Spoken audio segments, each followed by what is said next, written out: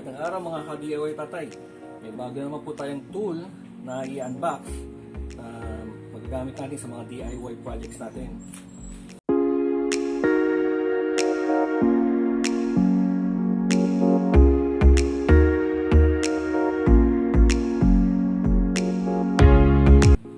Total spray gun. Ayan po, maganda po magagamit to sa mga pag-paint natin sa mga DIY projects. Tingnan po natin ang laman.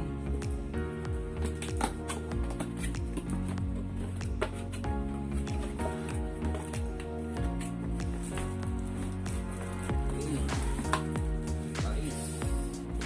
Unit.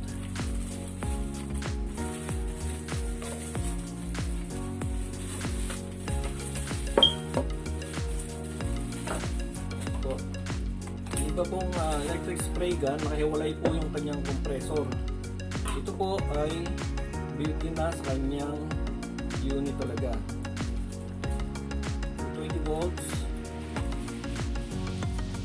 450 watts, at ang kanyang maximum na pinturang ilagay ay 800 ml. At ang kanyang buga ay 380 ml per minute.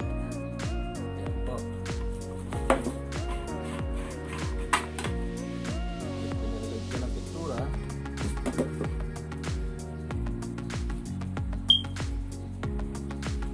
Sa aking pag-tingin sa YouTube ay pwedeng makagin yan pag magpipinturang matutok ng ganyan, hindi pwede man i-ligtad kung pataas naman lang yung pintura.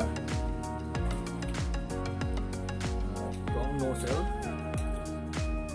Pag ganyan ang nozzle, ang bugo po niyan ay pahalang. Ayan. Ayan po.